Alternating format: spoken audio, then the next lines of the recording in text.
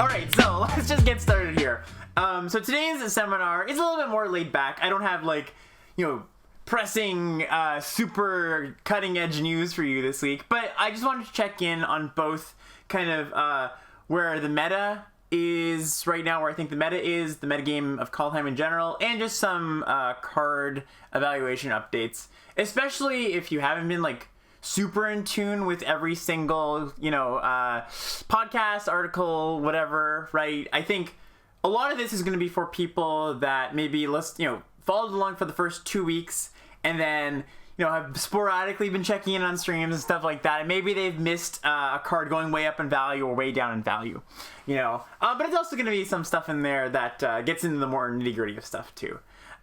So let's just start with my thoughts on the meta, and I put the meta in quotes because I think that the long and short of this is there isn't that much of a meta right now, but we'll get into that. So we're at a point in Kaldheim where the format has reached what I'd call a relative equilibrium, right? I don't think that any deck is way underdrafted, way overdrafted. If you've been listening to said podcasts here, you know a lot of information about the format, but you have to consider that a lot of other people know a lot of information about the format too, right? So, you might be in the know, but so are a lot of people. We're not at the point in the format anymore where it was week 1, it's I can draft snow and it's going to be super open. Then week 3, it's I can draft red, white, aggro. Nobody's touching the white aggro cards, right? So just keep into account that, everybody knows the things that they know, at least, for the known quantities of people. There's going to be those people in that are drafting Arena that just don't follow content, are pretty casual, but you kind of have to count those out when you're taking into consideration where the meta is, right? I don't know. It'd be really interesting to figure out what percentage of people that draft on Arena listen to content. And I can't really know. I don't really know that number, and it'd be really interesting to see that. To take that in consideration for how I view the meta. It was something that Ham has mentioned before, is that on MTGO the meta is a lot smaller, and you can really easily predict the meta on MTGO and kind of follow along with it, just because the pool is way slower, right? But I think that on MTGA there's so many more people, so it's a lot tougher. But there are still trends, I would say. So moving on here. I would say that at every table, it's hard to predict what will be open at the table. Most people are able to draft most decks at this point, right? It's not like, oh, I know how to draft snow and red, white, right? I think even elves, I've seen an uptick in more elf players at the table or in my drafts. Now, take into consideration also that this will, what you face, my phone, what you face will be dependent on where you are in rankings, right? If you're Mythic, if you're Platinum, you're going to be facing the quote-unquote good decks more often, but that has no effect on your draft still, right? You're put into a pool with anybody, really.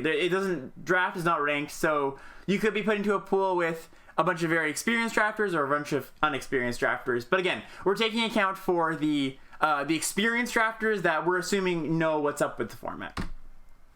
So I do want to address black a little bit here. I think we've almost reached an equilibrium with black in the sense that, I'm getting picks like this sometimes, right? We're just 10th pick Feed the Serpent, which this is where I'm happy to pick Feed the Serpent. And I'm not at the point where I feel it's such an equilibrium where it's oh yeah, it's appropriately drafted for how weak it is. I think it's still a little bit overdrafted, but be aware of the pods that you get stuff like this, right? Picks like this. And one of the big themes I think about the meta game right now is just it is so unpredictable in a way that you kind of need to really just read your pod.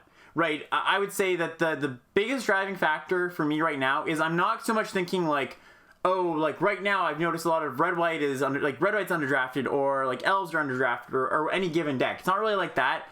Again, because all the decks are kind of known quantities, people know how to draft them. They know exactly how good they are for the most part. It is more of a things are on an even playing field. Right, it's not I guess another example I could use is Cycling in Ikoria, where I don't think that ever got to a true equilibrium, and that deck was so good, and I don't think people were drafting it at the rate that they should have ever been, or they should have been for, the duration of the format. And for that whole format, I think you could, force cycling and end up with a good deck 80% of the time. Right? I don't think that's the case here. I think you have to be a bit more flexible. And in that flexibility, that means drafting black sometimes, right? Be aware, when we're trying to think about the metagame, is be aware that you're just one player, your sample size is pretty small, right? So what I mean by that is, I hear a lot of people being like, oh, I've been facing a lot of aggro lately. Have you been facing a lot of aggro? Or like, oh, I've been facing so much snow lately. And it's like, that's probably small sample size, because whenever somebody says that in my chat, other people will be like, well, I've been facing a lot of aggro, or I've been facing a lot of elves. Like, it might seem like you're facing aggro more often in general, and that might lead you to believe that aggro is being drafted more. But yeah, like I said, it's small sample size. Unless you're drafting like 10 times a day, it's really difficult to really get an accurate sample size, or at least a gut check sample size is what I would say, right? So I do think, for the most part, from what I've gathered from most people watching streams and like just looking at some data, that things are being fairly evenly drafted right now. And so that all comes to a point where I think the meta is pretty undefined, right? And what that means for you as a drafter, because the meta is undefined, you can choose to be a reader in your seat or a carver in your seat. When people right now are not as likely to be like, oh, I should go into red white, or I should go into snow. They don't have these biases as much, at least not as much as in week 1 or 2. I think it's more even.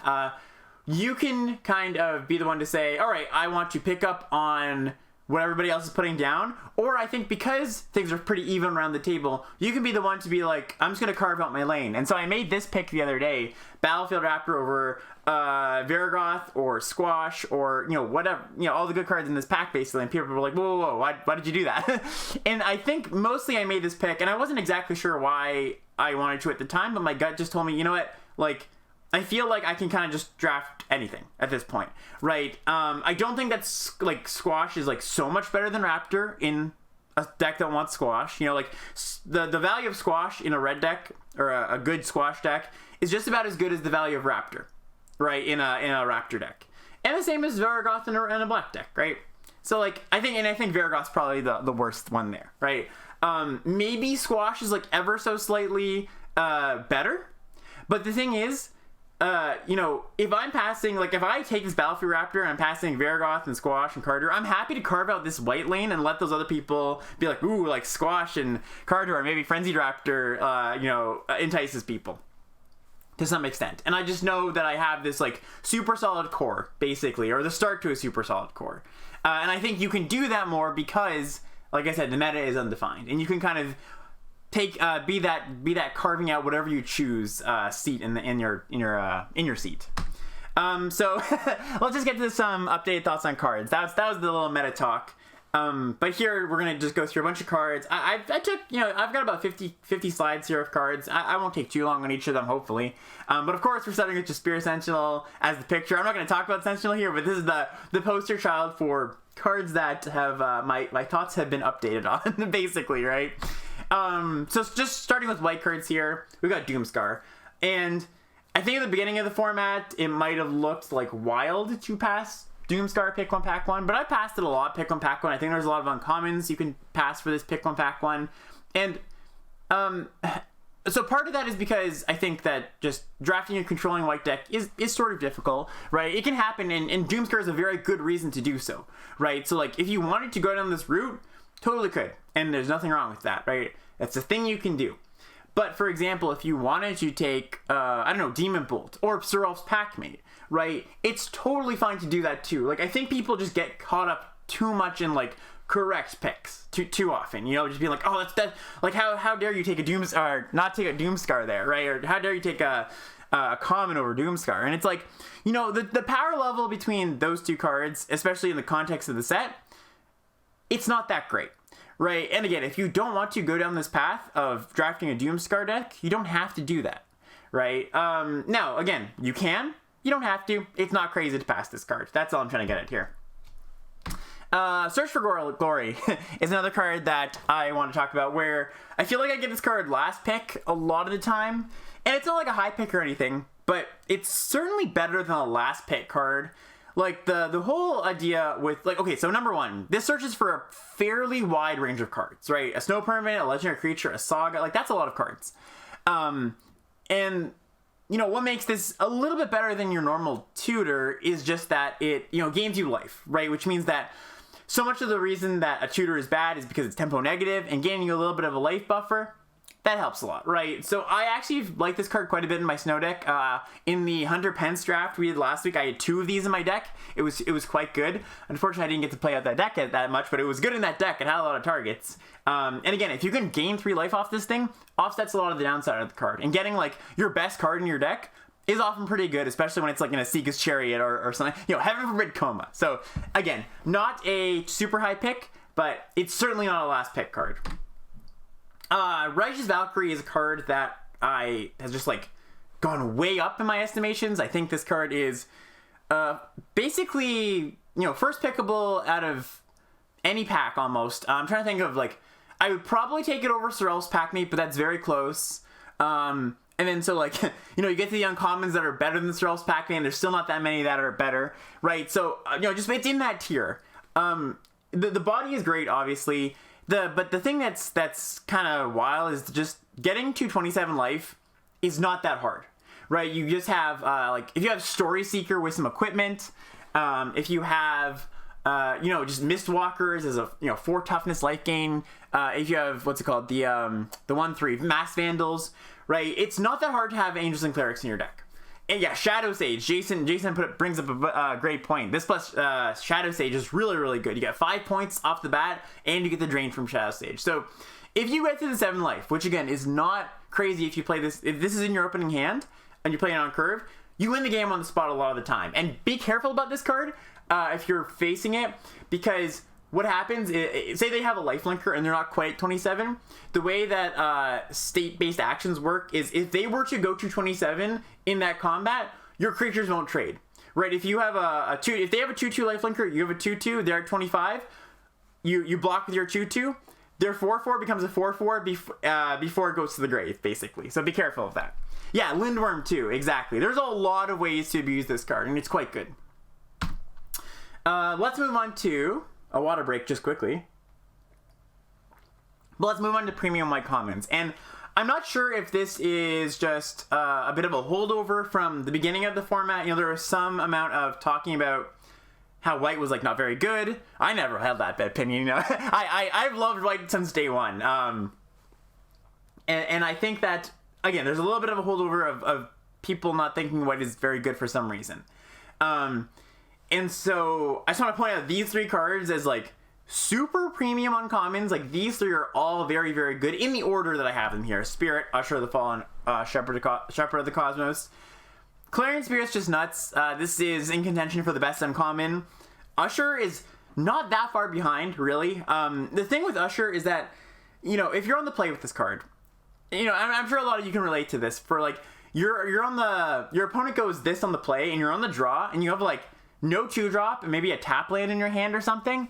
Man, is this card beating, right? It can just steal a lot of games just on its own, just like snowballing. They don't have to invest anything more than this one card, and they have a full group of cards in hand, right? So these 2 are very, very premium. Like, I can't overstate how good Usher is, basically. And Clarion Spirit as well. Like I said, Shepherd a little bit less, but it's also very, very good. There's just a lot of combos with this card.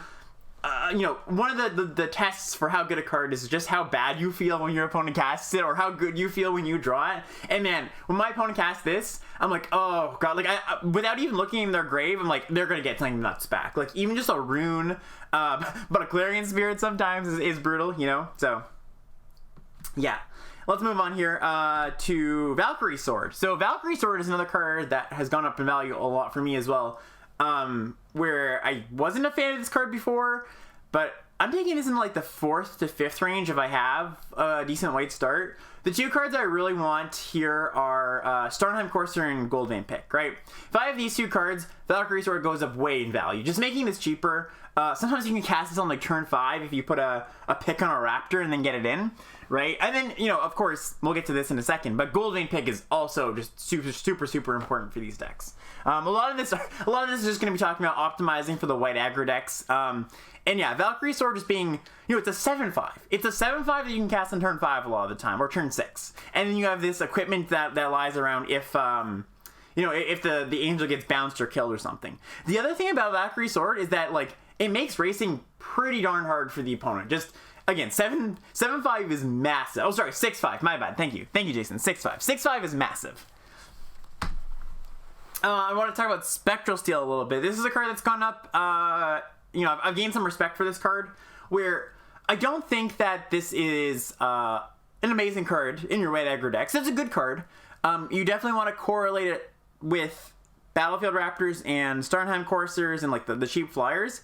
But it does go up quite a bit if you have multiples. If you have multiples of these, it's really difficult to deal with, right? Like, if you can ever just go, you know, put the thing on my raptor, get in, they kill the raptor, you've probably dealt them 6 points, and then you put Spectral Steel on something else, and then they have to deal with that, and then you get another Spectral Steel back, that's a pretty big game. Also plays really well with the runes, also plays really well with Arachnoform if you're living that life, the green and white Gagny life.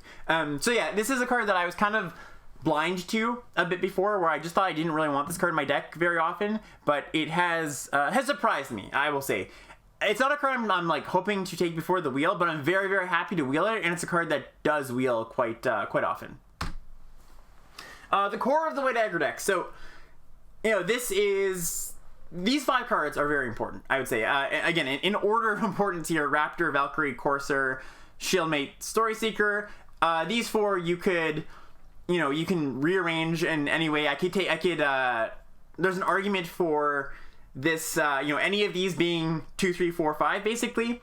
But I do feel Battlefield Raptor is the most important. Just being able to get a cheap equipment on this thing is so backbreaking. Like, you know, the feeling of turn on Raptor feels so bad when your opponent plays it on turn 1. It just starts to run away with the game if they have any way to augment it. And of course, this is supplemented by Goldvein Pick. Yes, Jason, I'm getting to Goldvein Pick. You called it. This is the best white common. Even above this. So let's say I started with a good white rare. I would take Goldvein Pick over Raptor, Valkyrie, whatever. Right? Just because it is so important for what the white decks are doing. Just continuously being able to get in. Like, the mana burst you get from it is giant. I don't have to sing the praises of Goldvein Pick too much. People know how good that card is. I just want to point out that all 5 of these cards are very important for the white aggro decks, especially the Shieldmate and the Story Seeker. These 2 are very good in the aggro versus aggro matchups. These ones are more good in the aggro versus, you know, controlling snow deck matchups, right? And you'll want a mix of both. All these play well with equipment is the long and short of it. So if you're drafting a white aggro deck, like, take these cards, how you don't feel bad about it, even though they look kind of dorky, basically. Yeah, we're talking about Goldvein Pick. The runes, even recently for me, in the past like 2 weeks, I feel like have gone from, yeah, I want these, to just premium. Pretty much all of them. I would say that the Naya ones, most of all, but Rune of Mortality is nice with First Strikers, it's good with the Raptor, it's good with Pup, right? And, you know, one of the things I'm really looking for in this format is I do feel like this is pockets of synergy, the format, a lot of the times. You're not going to end up with like a nutty elf deck or like a nutty you know, giants deck a lot of the time, where you just have every card in your deck is dedicated to being this one thing. A lot of times it is a lot of just pockets of synergy, pockets of, you know, little cute interactions, and the runes just like are a pocket of synergy in their own, right? If you can pick up a package of 2, 3 of these, obviously Crown goes in this package as well, but Pick is there too. Like, you know, we've heard this all before, but I think that even more so, at least for me, even more so than I thought before that they were good, I think these days I'm happy to second pick a Rune of Might or a Rune of Sustenance, right? Rune of Might and Sustenance are the 2 best ones, I would say. Might on a pick is just so good. Just being able to put like this on the pick and making a +2/+2 trample equipment that you can move around for 1 is really big game. So don't be afraid to second pick these, basically. Yeah, Adam was on this for a long time. Yes, and the Rune of Mortality is also good with the Hagi Mob, right? Of course. It's not even that much of a meme, honestly. I think it's just good. Here I want to talk about Codespell Cleric, where Codespell Cleric is a card I see, when I'm doing deck techs, I see this card, like, I cut this card a lot from deck techs. Basically, it just doesn't do what you want in your white aggro decks. Your white aggro decks really, the way they're looking to augment their creatures is the equipment. And this is like a one-shot equipment, basically. It's an okay card. You can play it. It leaves around a body for equipment, right? Like, you put this on a raptor, or the counter on a raptor, and then, like, your raptor gets in, maybe they kill it, and then you have, I don't know, a decent equipment to put in the cleric. Like, it's fine there. But it's a card that I'm looking to cut more often than not. That being said, if you do have a particularly low-to-the-ground version of the aggro deck, or if you have a lot of Battlefield Raptors, this card does go up, right? Where it goes from, like, I probably don't want to play this to, okay, this is good because I'm so low to the ground and I just want to dump my hand very, very fast, right? So I would just say be careful, be cautious of where you're putting this card, but also be aware that this can be quite good, right? Moving on to these two cards. These are another two that I just see in decks a lot of the time. I don't know if this is a holdover from the beginning of the format either, but I see Iron Verdict in aggro decks a lot, and like, I think a lot of times what happens is people get caught up in like, oh, my aggro deck doesn't have removal, so I should play Iron Verdict, right? Look, Iron Verdict doesn't solve the problem that your aggro decks are going to face, right? Like, the problem they're going to face is not being able to get through, and Iron Verdict just doesn't do that. Now, if you happen to be playing the 2/3 Tapper, which is another card I don't like very much, but if you happen to be playing that, goes up a little bit in value, I suppose. But a lot of the time, you're better off just not playing this card and playing more cards that just put power and toughness on the board, or things that push things through, basically. Same with Doomsquire Oracle. I feel like this is another holdover where week one people are like, oh, yes, this is one of White's better commons, right? I just feel like I see this in way too many decks, basically. I am thrilled whenever my opponent plays a Doomscar Oracle. Even if they're controlling, I don't mind it that much. It's just like, both these cards, I'm upset if I have them in my deck. Alright, let's talk about Oxplow a little bit. So, this is obviously a nutty version of the Oxplow deck, where there's 4 Oxes and 4 Plows, and a bunch. This is just like a nutty deck in general, but I think this is a good proof of concept of this is the kind of setup you want, where you have Master Skulds, right? Master Skulds buys back the Plows, Shepherd of the Cosmos buys back the Plows, but the other thing I want to point out is just like Raiders Carve.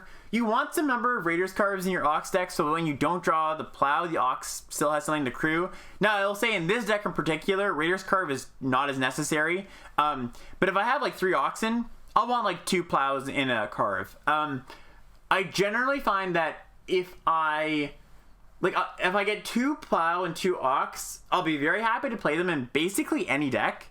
If I have like 1 and 1, I'll probably want to have Ox and Plow and a Carve, right? But the second part of that is you also want 3 powered creatures, so that the 3 powered creatures can crew the Carve or team up to crew the Plow, right? So you want to kind of have like a lot of backdoor interweaving synergies, basically. This is something that Sam Black's talked about on his podcast, Drafting Archetypes, if you want to check out an in-depth look at these synergies. But basically like a lot of the stuff I was saying here. But yeah, Sam Black's podcast is awesome. Go check that out if you're interested in some real deep dives on this format. Maze of Death says, do I ever play Longboat? So Viking Longboat, very rarely. Only when I have like a lot of various, like in a deck that I would want Codespell Cleric, that's where I would play Longboat, basically, right? And like a very, very low to the ground deck. If I have like Best Gear Shield Mates, it goes up a little bit, but yeah. All right, moving on here. Icebind Pillar. So Icebind Pillar is a interesting one to talk about, where I'm not excited by this card anymore. And this is leads into a bigger discussion about Snow and just how I've been drafting this format, where like, it's a good card, don't get me wrong, right? This is definitely a good card. But if I first pick an Icebind Pillar, what happens is that means I have to commit myself to X amount of snow lands in the future. And because snow is still relatively contested, you know, there's definitely pods that let you have a good snow deck. But since the snowlands just get snapped up, and look, sometimes people just take like Snow Mountain or Snow Island for, you know, no good reason. They're like, okay, well, there's nothing in this pack, I'll just take the land. So you don't even get those free rolls, right? So what happens is if you take Pillar early, you're led into this spot where like you're often in a table where the snowlands go early as well. And so in later packs, you're having to take the snowlands above other good cards. So this ties up a lot of picks and a lot of early picks, which means you're giving up power, right? So I basically just want to take this card like 5th or 6th pick. And like I said, it's going to be a good card in your deck, but I don't like what it does to your draft, basically. It's the opportunity cost for taking it is fairly high, because I want like 4 snowlands in my deck to make this good, right? So yeah, that's my thoughts on the card. Avalanche Caller is similar, but I think this one is I'm a bit more I'm a bit less gun shy about taking this one early, because I think it requires fewer lands to make good. You know, it's obviously busted if you have, I don't know, you know, 5, 6 snowlands. That's fantastic. But with like 2 or 3 in my deck, I'm pretty happy with it, and it's just a 1/3 that can block early, right? It's something that they'll want to kill a lot of the time. So this one I'm a little bit more willing to take early, but that being said, has gone down a little bit in my pick orders as well. It's not just like Busto, right? Do we have some questions in chat? Feel free to ask. I might not be able to check them out right now. I'll mostly just be focusing on this, but at the end we'll do a Q&A like always, Mazerdeth. And anybody else asking questions. Do I still have Caller above Pac-Mate pick on Pac-1? I don't Ford Galaxy, but I think it's close. I think you could take Caller and not be too wrong, basically. Right? I would take Pac-Mate, though. And the other thing, yeah, great point, Jordan, where it's like, Pillar is an answer, Caller is a threat. Threats over answers, right? That's my mantra. I think that's the mantra of a lot of good limited players these days, which, you know, can get there's a lot of context in that too, right? I don't want to be like, oh, it threats over answers, but if you draft with the mindset of take threats, good threats over good answers, for the most part, it'll lead you to pretty good drafts. Newman says, so Demon Bolt over. No, I think Pac-Mate is the best common in the pack by quite a decent amount. Or sorry, the best common in the set by quite a decent amount.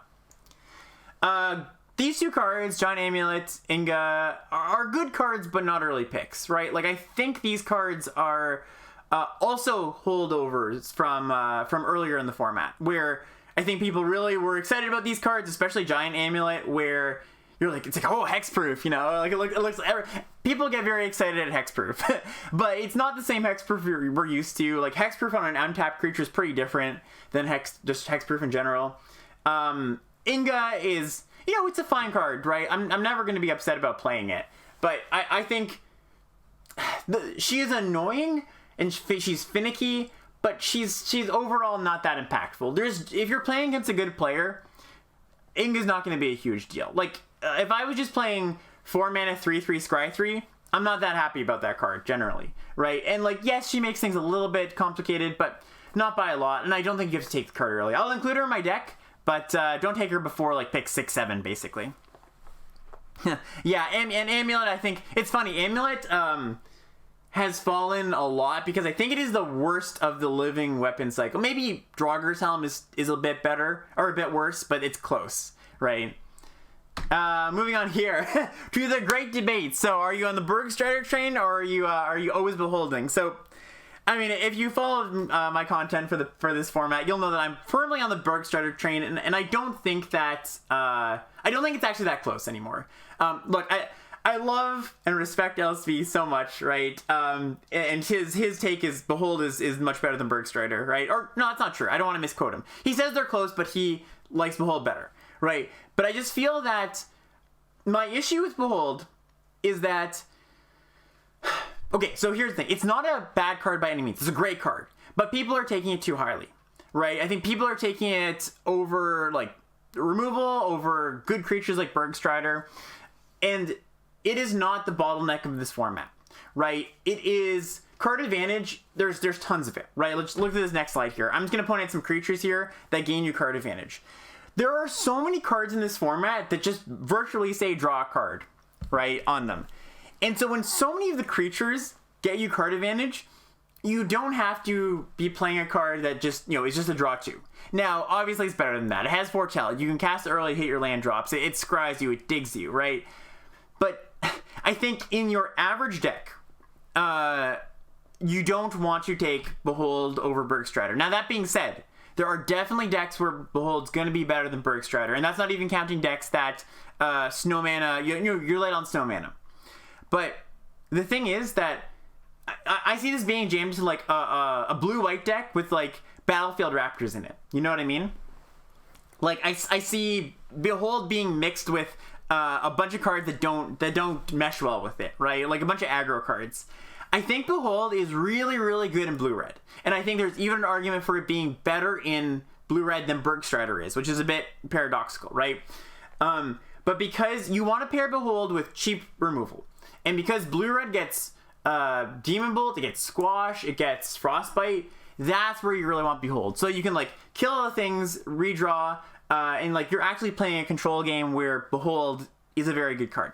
Now, once again, I'm not saying Behold is not a good card. I think it is a great card. I'm going to be playing most of the copies I get in my decks that want it, in my decks that are conducive to Behold the Multiverse. But I do think that people are taking it too highly. I can't remember like the last time I saw Behold past pick like 3, basically, right? And just to back this up a little bit, I didn't get the slide. I should have gotten this. But if you look at the 17 lands data, Behold is kind of a middle of the road card when it comes to win rates. Now, that being said, I don't want to conflate that with how good the card is, because I think, again, people are playing it in their Battlefield Raptor decks, which that will lower the win rate of the card almost certainly. But I just think that, like, when you look at the number of decks where Bergstrider is good and the number of decks that Behold is good, I'm taking Bergstrider over Behold, basically. And here's said slide that we saw already with all these things that draw a card. Let's look at Run Ashore, and I think Run Ashore is something, it's a card that obviously looked awful at the beginning of the format because it looked like a lot of cards that we've seen before that were pretty awful. But instant speed is a lot better. Putting something on top is a lot better. Actually, instant speed is the big thing, right? That's just massive. And I think it got a little bit of an uptick in, like, people are like, oh, okay, this is a better card than it looks like, right? But I think even though they recognize that, people haven't been putting the card in their deck, right? And I'm just getting this card last. And not to say this is a high pick or anything, but it's definitely not a last pick card. And going back to the 17 lands win rates and all the data of all that stuff, the numbers on this card are very, very good. I don't know the exact numbers, but they're around the Bergstrider Mistwalker level, right? And of course that has something to do with, tying into the account that when you cast this card, you're going to win a lot of the time. You don't always get to 6 mana in a timely fashion, right? You gotta take that into account as well. But there are numbers on the website on 17 lands that don't even care about that, right? Don't care about you getting the 6 mana. They just care about it being in your deck and you drawing it, right? So basically where this comes down to is I really, really want 1, maybe 2 copies of this card in my deck. And you can make the argument of this isn't very good against the aggressive decks, but I don't even think that's true, because a lot of the time when I'm playing the aggressive deck, I am terrified of this card, because often what happens is you're like, okay, I've got them down to 7, and if I Alpha Strike here, I'll be able to kill them. But when they pass the turn and they leave up 6 mana, oh man, it's so brutal, right? Because you're like, well, if they have Run Ashore, I just die, because I'm gonna try to Alpha Strike. They bounce something, they bounce something else. I put something on top, blanks my next draw, and they get to eat my creature. It's just terrible, right? And of course, this plays well, against removal. They go to against removal as well, right? You can bounce your own things, which I think is an underutilized mode of this card. But it's good against equipment, right? You bounce an equipment mid combat, you top something else, you eat the creature. Really good with sagas too. If you have sagas in your deck that are really good to buy back, which is most of them, right? You get to go, all right, last chapter of the saga. Top your thing, bounce my saga, right? Really, really great. Also really good with the living weapon equipments. Like, I can go on and on and on about why this card is good, right? But I think just put more of this card in your deck, or put this card in your deck more often, and you'll be winning more, right? I'm not upset about 2 copies, right? Moving on. Just some like tidbitty comments here where I think the general population of drafters would do better to play these cards more often. And I'm not saying they're fantastic cards, but I think that they deserve more credit than they are getting, basically, right now. Bind the Monster was like a hot commodity week 1 or week 2, basically, where, everyone's like, oh, it's so good, it's 1 mana removal. And then people realize, oh, okay, you actually just can't run infinite copies of this, it does hurt you. And I think people cooled off of it a little bit too much, where, I've gotten to the point where if my opponent casts multiple Bind the Monsters, I'm like, wow, that was really annoying. Because they get the double spell, and like, especially against an aggressive start, like, you go 2-drop, they go Bind. It's like, okay, well, that's annoying. You go 3-drop, they go Bind 2-drop, and it's like, wow, that was really annoying, So, it's good in your control decks, to some degree, right? You don't want too many of them. But it's also good in the rare, like, white-based aggro deck with some blue. This is not a place you end up often, but if you can play this as your removal spell in a white-based aggro deck, where you get to use this as a double spell, that's fantastic, right? That's the place I'm really looking for here, or that's the place I'm really looking for to put this card. Brine Bearer Intruder is another one where I think that this card, again, a card with solid numbers on 17lands.com. Basically, you want this card if you feel like you're a little bit late on early interaction, right, where you just want to eat the 2/1s, but it's also pairs really well with just cards that, if you have a lot of power and toughness in your deck, right, because what you want to do is you want to go in for an attack, you flash this in, you eat their creature or on a block. You don't really want it in like a low creature count deck very often. This also plays well with boast creatures, where like you have a Firewalker, you attack with the Firewalker, you boast, you flash this in, they're gonna block. Get a little bit of value there. So again, not a fantastic card, but I think when people are asking for like, what's the 23rd card I should be playing in this deck when they're doing deck techs, this is the card I bring in most often, I would say, in blue decks. Dragger Thought Thief, again, not a fantastic card, but I feel like this card is getting written off as like straight unplayable, which is fine, right? Especially if you have Carve, right? Raiders Carve, where you just want more 3-power creatures. You're in like a blue-red deck maybe with Raiders Carve, or a blue-green deck, something like that. That's a place you can really play this card. And again, I'm not saying I'm in love with the card, but you get it dead last basically, and it's better than like a Depart the Realm or something like that. Like a kind of just a card that doesn't do anything a lot of the time, right?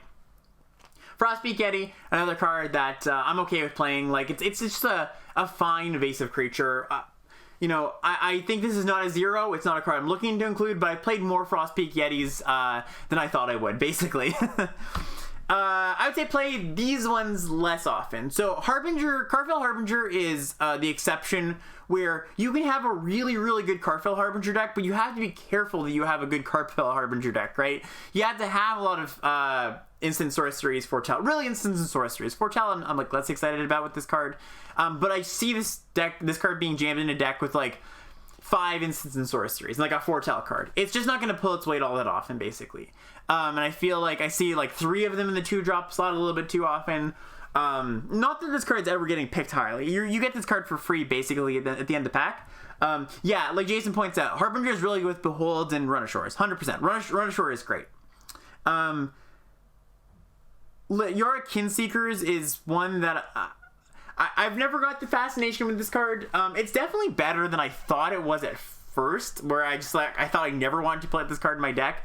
But I feel like a lot of times when I'm drafting, I'll be going down like say I take like an Agar, and then I take Squash, and then I have a few good blue and red cards, and then like 5th pick I'll get like a Kinseeker, and chat will be like, oh, do you want to take the Kinseeker there because it's a giant? I'm like, not really. Like, even if there's a card that doesn't go in my colors, like say I'm blue red, I'm much happier just taking like a green card, because I never care about this card. Like, it is annoying some percentage of the time, and like the scry is like fine some percentage of the time, but it just doesn't do enough, basically. Like, I'm gonna want to play Craven Hulk over this card a lot of the time, basically, in my red blue decks.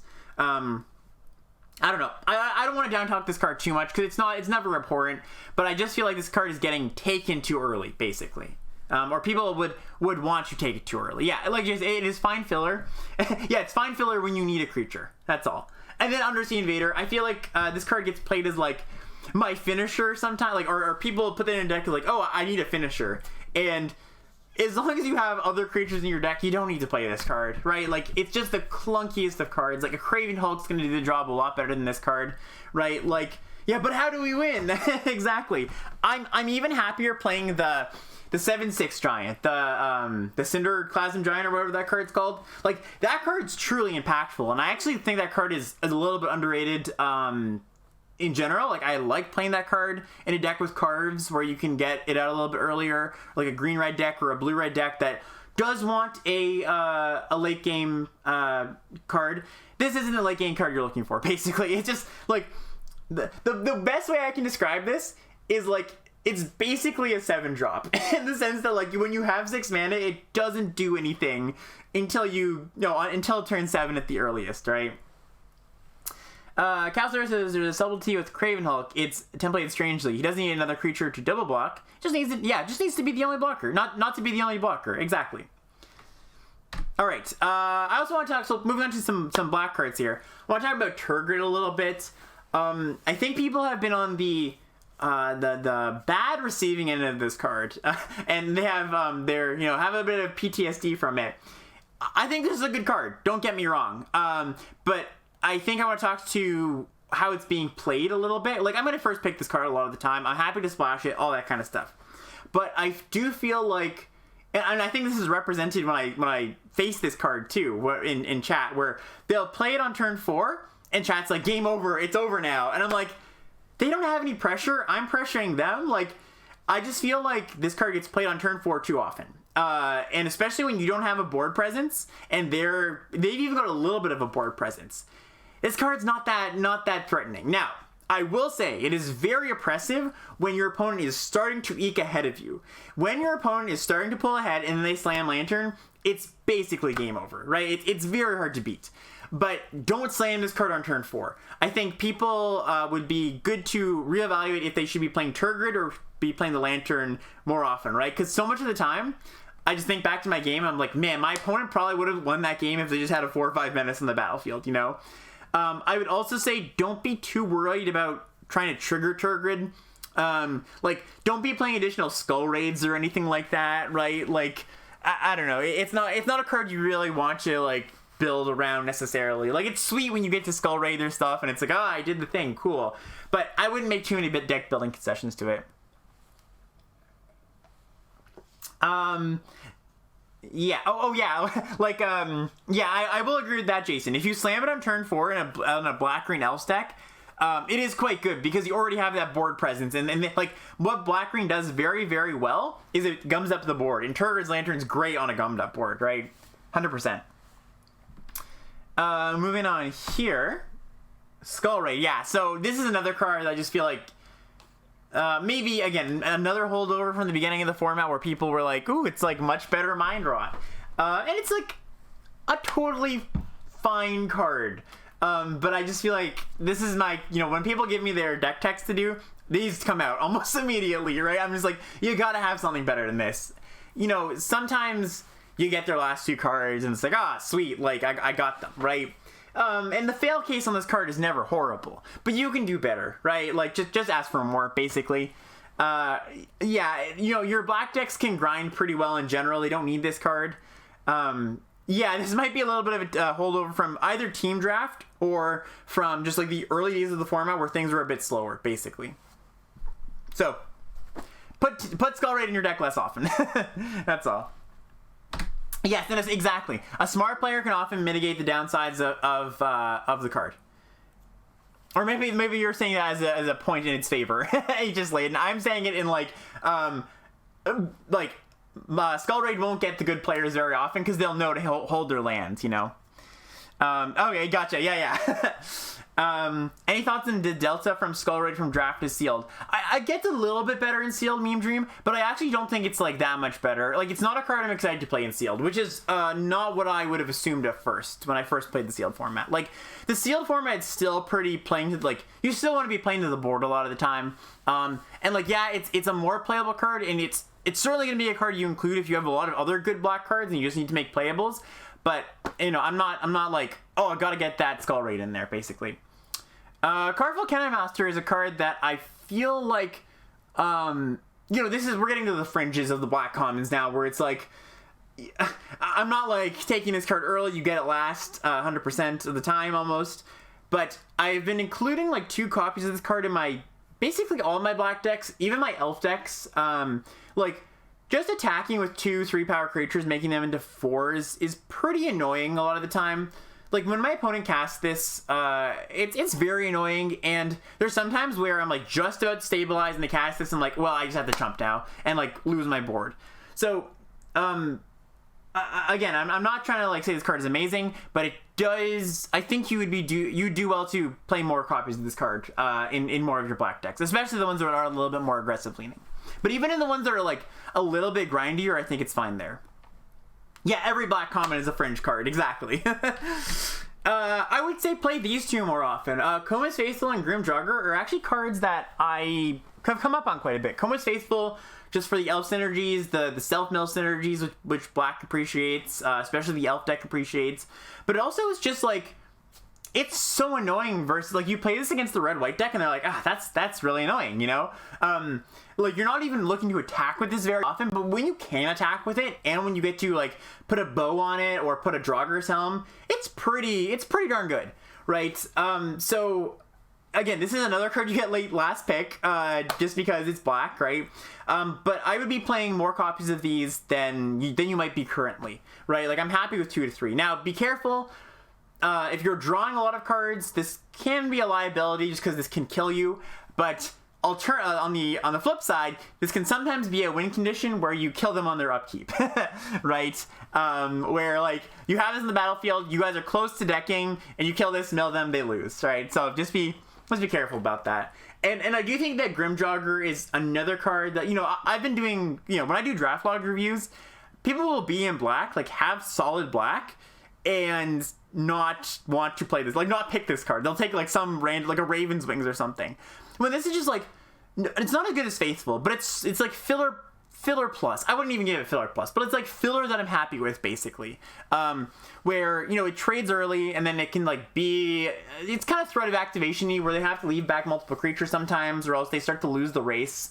And I'm playing it in my like elf decks that kind of incidentally pick up Snow, and would appreciate a card that can attack well, which sometimes you do want, right? So, you know, I'm really I'm digging deep here for black. I'm trying to help it. I'm trying to help it, but these are the 2 cards that I feel like are a little bit undervalued right now. Oh, we already did Skull Raid. All right, let's get into red here. Magda. Magda is busted. Do not pass this card. This card, I would say 50% of the time I've played this card, I've gotten it because I've gotten it passed to me in pack 1. This card is brutal to face, right? Like, on turn 2, if you play this in the play, you get an instant mana advantage if you get the first hit in, right? It combos with a lot of cards. It combos with Axeguard Cavalry. You know, tap the Cavalry, you get a mana each turn. Combos with Jaspira Sentinel, right? It randomly, like, gets you card advantage after you've attacked a bunch. It's an anthem for your team. Like, it gets changelings out of your deck. It gets your equipment out of your deck. Like, I just can't say enough good things about this card, and it's getting passed to me, right? Yeah, it's good as vehicles, right? Yeah, there's so many good things. So I don't think many people watching this that are, you know, follow along with content regularly or draft a decent amount are going to be passing this card. But I just want to point out that it has been passed to me way more than I would have thought it would, you know? Moving on. Frenzy Raider is a really interesting one I want to talk about, where I've heard people kind of trash this card, and I don't think it's like fantastic, but I do think that it's better than people are giving it credit for. It's not good with a lot of the boosters, and the cards I really want to pair it with are Fearless Pup and Tuscary Firewalker, because they curve nicely with it, right? Like, Pup, you can threaten the activation and grow this on turn 3. Firewalker's just got 1 mana activation, which means you can, like, activate, play a card on Firewalker, or just play another card after you've activated, and you grow it. Right, this card is obviously not very good if you have like a 4 mana boast ability or like a 3 mana boast ability that isn't Pup, right? But I do think that it is undervalued and you get it later than you should, and people just like don't respect the card, basically. Like, I think for a lot of people, they have identified, oh, this isn't as good as I thought it was, and they're just kind of blind to it in packs. Right? And they see it in packs, they're like, well, is there anything else here, like a Firewalker, a Run Amok, or something like that, right? And I think it is a little bit better than that, right? Yeah, the Arnie, it's good with Arnie, exactly. It's really good with Arnie, yeah. So 1 mana, make it bigger. Arnie gets big because this is, this gets bigger. Like this little play with each other. Crush the Week is another one where I feel like people are drawn to this card for arcane reasons. I mean, I get why they're drawn to this card. It's appealing, right? But even in the matchups where you would think this card is good, it turns out to not be that good sometimes, or a lot of the time, I would say. Now, not to say there's not points where this card is just going to demolish your opponent and it's like, yeah, that was really, really brutal, right?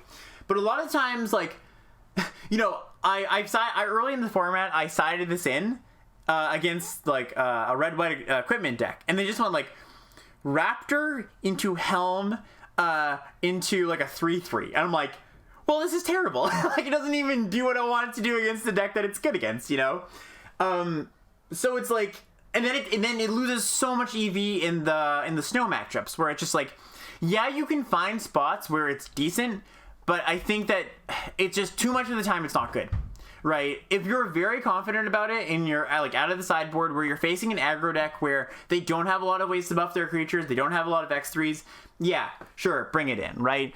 It is good against elves, I will say that. Yeah, it is actually very good against elves because elves don't naturally buff their creatures very often and they have a lot of small things. So yeah, elves is probably the best place for this card. But yeah, don't, like, I've seen people take this card like 4th. Because I think it reads to, it's a bit of a boomer card in a way, where Pyroclasms used to be really powerful, right? But they're just, like, not as powerful as they once were, basically. Creatures are just bigger. Creatures get bigger quicker, And then we move on to Fearless Liberator, which is kind of an underperformer. I still like this card. It has a little bit of Usher of the Fallen to it, where it's like sometimes this card runs away at the game where you're on the play, you play it, they play tap land to tap land, and you get this like free cascading value, and it's a 1 card army to can. But a lot of time it's like, alright, I'm gonna attack, they're gonna block, and I just trade it off and play my 3-drop, right? So pretty awkward. I'm still happy about the card. I'll play it, but I'm not taking it very highly, basically. And Axguard Cavalry is a card that I've come quite a bit down on. Like, it is, so I went back and forth between, like, is this better, is Liberator better, is Cavalry better? I think that Liberator, I'm not high on the card, and I'm lower on Cavalry than I am on Liberator, where Cavalry is pretty good still in your red-green decks, in your red-blue decks where you have chonky things, right? But even then, it's not like a premium card, and I think people are taking this as a premium 2-drop, when it's just like a good 2-drop, for sure. But you don't want this in your red-white deck, and you don't really want this in your red-black deck very often, because too often you're just not hasting out anything that's bigger than 2 power, right? So it's like, why do I want this? Like, what does this accomplish, basically? Now, it can haste out like a flyer or something. That matters, right, sometimes, but don't be taking it too highly. It's a good curve filler. Don't see it as anything else, right? Talking about that. Frostbite is a card. Oh, hey chat. hey Ben, how's it going? Thanks for the sub. I just saw it. Frostbite is a card that I've also come up on recently, where before I was like, oh, I just don't want this in my aggro decks. And I think it's true to some extent, where it's very, very good in a snow deck if you can make it a bolt, right? If you can make this a bolt reliably, I'm really happy about it. When I first started drafting red-white and like red-green and stuff like that, I was like, oh, I just don't want this in my red aggro decks because it just doesn't kill the things I need to kill. But I feel nowadays, with people figuring out red-white aggro and red-green and like red-black, those decks are, more well-known commodities. And like, I feel like I was the only aggro drafter, not actually the only aggro drafter, but like I was so much more likely to see like a snow deck early on than I was to see an aggro deck, right? But these days, I think it's a pretty even split, and it's kind of a toss-up. And Frostbite is okay in the snow matchups when you're the aggro deck. Like, you can kill their not Vold Recluse, or they're like, you'll find a decent target. And then it is really, really good in the mirror, right? If, like, the thing about a shock is that it does this really wild thing to aggressive mirror matches where if, you know, one of the things about aggressive mirror matches a lot of the time is it hurts to be on the play, right? Sorry, on the draw. Sorry, it hurts to be on the draw. And this kind of just steals the play back where they go 2-drop, or they go land, you go land, they go 2-drop, you shock it, and you kind of flip the script on them a little bit, right? So it's really, really punishing there for the opponent, but also really good in like response to equips. So yeah, I like the card. Not taking it too highly, but yeah, better than I had initially. Another one that this is similar to Magda, where inexplicably I get this card passed to me so often. Like, again, 50% of the time I have this card, it is passed to me in like pack 1. Like, I'll pick a good card pack 1 and I'll get this card. And I'm like, all right, well, awesome. Like, that's sweet. This is one of the best cards in the set. It's just great with changelings. It's just great with elves. Like, elves is a great deck. You should be trying to draft elves if that's open. And this is the most busted card for it. So, not much more to say about that. Yeah, exactly. There's been a lot of times where my opponents have conceded on turn like 4 because I just went like Sentinel into this, into Sentinel, and to dump my hand, right? And you don't even, it doesn't even need to be that busted, right? You just get the 7 mana and it's great. Yeah, exactly. Even with no elves, just a few changelings is a great card. Kolvori is another really interesting one where this is going like, it's wheeling a lot of the time, which is odd because it's a rare and people just like to take rares just because they're rares a lot of the time. But if you have like 2 legends in your deck, especially very good legends, this is a playable card. This is quite a good card actually. Like, digging 6 deep is a lot, and if you do happen to have like a 4 or 5 legend deck, this card gets really good, right?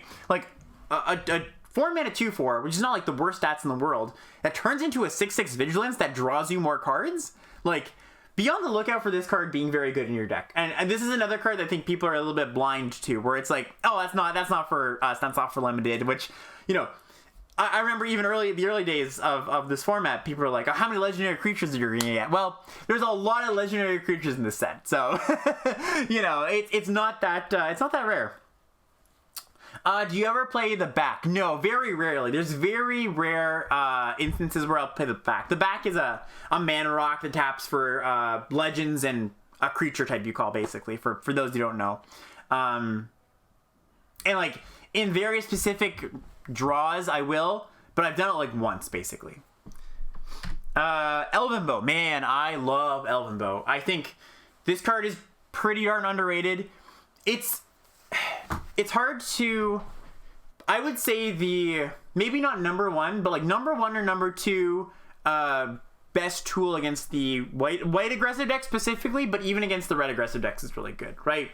Like, Bow is, the white aggressive decks thrive on flyers. Like, that's the thing that they want. They want evasion. And this just shuts it down, right? You play this, you block their first thing, and then they just can't get through. It's a huge pain, right? So it plays well with runes, plays well in the elf deck. I have nothing not nice to say about this card. This card's going too late, basically. It's not even going like that late. I'm seeing, but like seeing like 7th is too late, or 6th even, right? I mean, I can construct packs where it goes 6th, but I would say that's kind of late. Spirit of the Eldegard is a card that I'm not that excited about these days. I've cast and seen a lot of 2/4 Spirit of the Eldegards, which is fine. It's a fine base rate for a card, right? Like, even 0/4 Go Get a Land is not a horrible card, right? It would be okay. But as the snow decks just, you know, are a little bit more contested, you don't get the nutty snow decks. This has gone from Busto card to merely fine, right? Where I'm taking Pac-Man over this card. Pick one, pack 1. Right? I'm taking probably Demon Bolt, but you can make an argument for taking this 100%. I think that this card, you know, has the potential to be good still. 100%, right? It's not like this can't be good. But it's just worse, and you shouldn't devote like a pick one to it too often when there's other good cards in the pack, right? Yeah, don't want to talk down too much, just I'm lower on it than I used to be. That's all. In this stage in the meta. Path to the World Tree has the exact same problem. We're week 1, week 2 of the format. this was a bomb, right? This was just like, man, this was so good because you could just pick up the fixing pretty easily. Now these days, I am hard pressed to be able to play this card, right? You don't want to play it as just the fixing mode. I mean, you can, but it's really, really lackluster. I think it is best in an elf deck when you get to Spira Sentinels, just because like that's pretty free multicolor sources.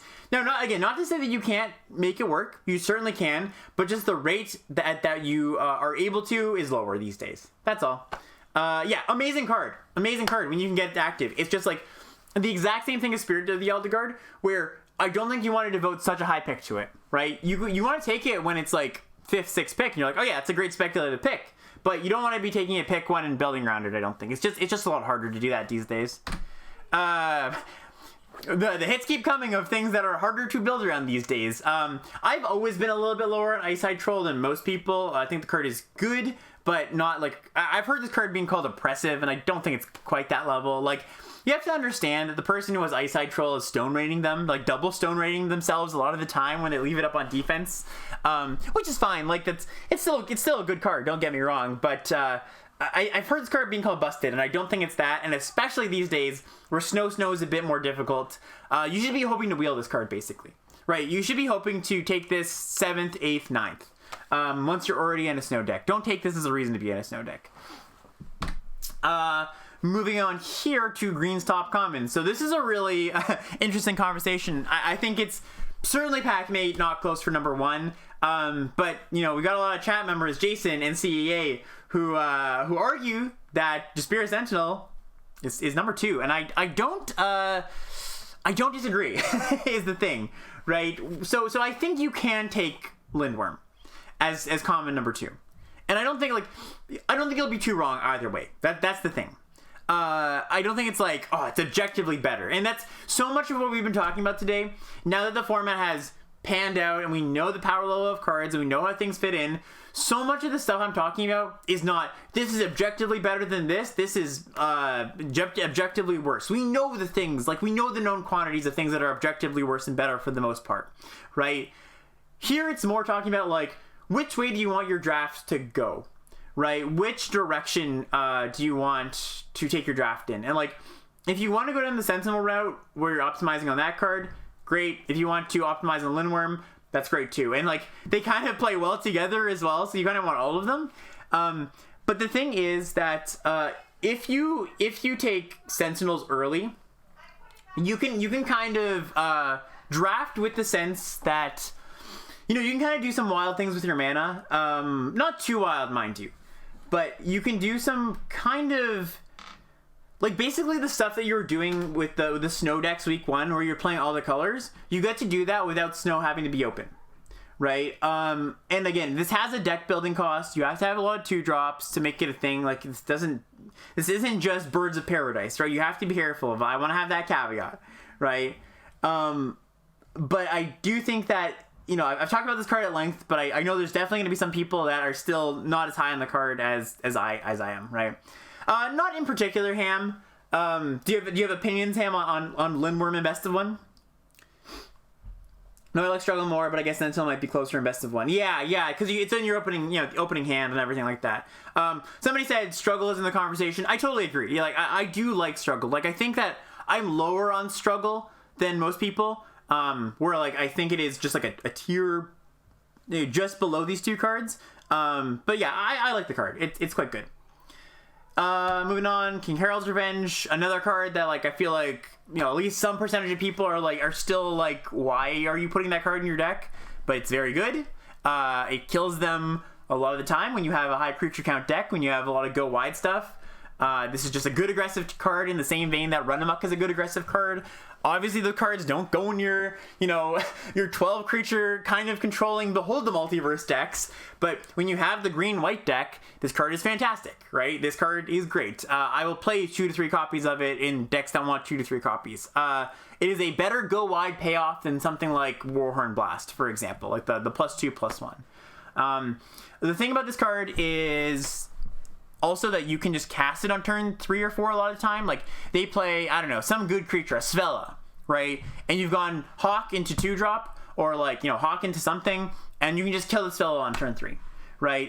And like, obviously this isn't going to kill the thing you want it to kill all the time, but that's not its role. Its role is a good aggro, like, pushing damage tool, but it also sometimes acts as an edict effect, which matters, right? So be willing to play 2 or 3 of these cards, basically, in your good green-white or, like, green-red aggressive decks. So we're here on Arachniform. Arachniform is kicking off the conversation for Gagny or Ham, green-white, whatever you want to call it. Where, yes, this card has its place, and, like, I want to caution that you don't want to play Arachniform unless you have the very cheap creatures like the Hawks, but you also have the Snakeskin Veils, right? You don't want to pair your Arachniforms with your Hawks without having Snakeskin Veil. That's pretty important. And just to talk about this deck a little bit, here, this is one of Ron's decks. Ham's been drafting this deck a lot. If you want to watch him, check his VODs or whatever, watch him play. Where, like, you're basically just playing, like, all of these really crappy smaller creatures and protecting the things, and, like, you want to, like, kill them with the double strike trick and the +4/+4 trick, and, like, Snakeskin Veil to protect them, right? Just so you put your Spectral Steel on your Raptor, it doesn't just get, Demon Bolted or whatever, and you cry. So it's like, I guess the way I would put this is you don't want to, like, try to get into this deck. At least I haven't been trying to get into the deck. But, like, it's a very good backdoor when, like, you don't have a great direction and you see these cards late in the pack where you're like, yeah, I'll pick these up, right? Just, like, 100%. Pick these up. I can make a good deck with these cards. King Herald's Revenge obviously goes in this deck too. The Double Strike plus Mammoth Growth combo is nice. Double Strike Kai's Onslaught plus King Herald's Revenge is nice. So, yeah. Just the more you are putting auras on your creatures, the more you should be picking up Snakeskin Veil, basically. Snakeskin Veil is important to this version of the deck, right? Moving on. Glittering Frost and Ring. So, like, I've talked about these cards a lot where I'm lower on them. I'm a lot lower on them, I think, than a lot of people. Where I'll be drafting Snow, and there'll be a Glittering Frost in the pack, and people are like, oh, why don't you want to take the Glittering Frost? And the answer is I just don't want to put this card in my deck if I can help it. Like, if I'm, like, a lot of colors, and I've passed the World Tree, and I have a lot of sweet cards to cast, like, if my card quality is high, very high, and I just have a lot of different colors, yeah, I'll play this card as a necessary evil. But, like, playing this on turn 3, tapping out on turn 3 for this card, either of these cards. Ring is a bit less punishing because you can play, like, a shock or a 1-drop of some sort. It's pretty bad, right? It's just really, really painful. And so, like, if you have Sculptor of Winter, Glittering Frost obviously goes up there, right? If you have 2-3 Sculptors, yeah, you get an explosive start. I'll be more willing to put a Glittering Frost in my deck. But it's not just like I want this card in my Snow deck generically, right? I really want to rely on, like, the lands to fix me, for the most part. So, like, don't be taking these early, is all I'm trying to say. At least I don't think you should be. Moving on to a few colorless cards to wrap us up here. Cosmo Elixir is a card that I was pretty high on in the beginning of the format when things were a lot slower and matchups grinded a bit more. People weren't pressuring your life total as much. But I've come around to this card being, like, fine. It's totally okay. You can put it in your slow decks. It's like a okay tool against the aggro decks. It's a pretty good tool against other Snow decks when, like, you guys are taking a while to set up, you cast this, you're still at 20. It's like, okay, your opponent has to pressure you. You draw a card or two off of it, you gain some life.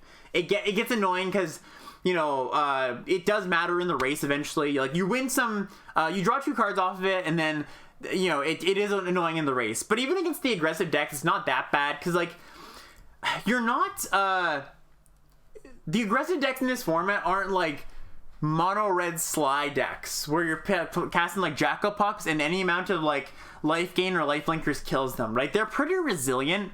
So, like, yeah, gaining the 2 life is annoying for them, but it's not like it's the end of the world, right? Like, the comparison to make to this card is the White Honden back from, like, Kamigawa or whatever, if you played that set. And, like, creatures were just smaller then. The aggro decks had a tougher time getting in, and, like, this did matter, right? Against those creatures. But, again, against the aggressive decks in this set and these days, like, they just can grind better. They don't care as much about this card, right? So, yeah, it's fine. But, yeah, I'm not stoked about it anymore. Raiders Carve is another one that people are always like, is this a Carve deck? When do I want Carve? Like, you know, it's always like, where do you take Carve is one of the big questions I get asked a lot. And generally it's like, I will play the card. Like, I think it's just a fine card if you have 3 power creatures, like 9 3-power creatures, right? I like it. Yeah, it's like I wouldn't call it a privilege to play the card, but like, it's a good card with some amount of deck building cost, and like, it'll be better than your average card if you can enable it, basically, right? And then obviously it gets better if you have like the sack lands to like power those off. Like, if you have the red-green sack land to like power that out, kill their land early, get a 4/4 early, that's pretty nice. Plays well with just like Lindworms and stuff. So yeah, good card. Like, the thing to take into account with this card is it just draws you cards, right? Like, it just draws you cards off the top when you hit a land. I think that's what gets missed off this card. Where it's like, yeah, they ramped, but they also drew that card, but they weren't going to draw that later. They're not going to draw that for their draw step, right? Yeah, it's a good card in the Oxplow deck, exactly, if you end up there. And my last card here is Raven's Wings. So Raven's Wings was a card that at the beginning of the format I was kind of hot on. I cooled down on it a bit, and now I'm like back to hot-ish. I wouldn't say it's great, but I die to the card more than I would like to, basically, right? Where I just think that if, you know, you want big creatures, right? This doesn't play well in your like red-white hawk deck, or creatures that already have flying, right? But if you have big creatures like a red-green deck with like, you want ways to push through, you don't pick up a run amok or anything like that, or if you run amoks, it's a fine tool. And like, I kept there's just a lot of points in the past week or two where I kept being like, yeah, I lose to that, yeah, I lose to Raven's Wings, which this is the type of card where you're like, oh yeah, like that, okay, we were close and now the game's over, right? So it's not just like it's going to improve your win rate if you just put this card in your deck. No, but just look for spots where this card is good, where you have a lot of big creatures and not a lot of removal and ways to get in, basically. King End of the Power of the Bird synergy for the card. Yeah, when you name Bird on your Bloodline Pretender or whatever that card is. Oh, next, yeah, that's a good question. Stabmon, Masquid Nexus is okay. I feel like Masquid Nexus is very similar to Cosmo Elixir, right? Oh yeah, it doesn't even work. What am I saying? This doesn't even work with Bloodline Pretender. What am I talking about? Where it's like, it's a fine card, and I actually like Nexus in Elves, where like you just want to flood the board, and you want to grind a bit, and you want to create a board stall. But it's not like a high pick or anything. Like, it's a card I'll pick up and maybe play in my slower decks, but that's it.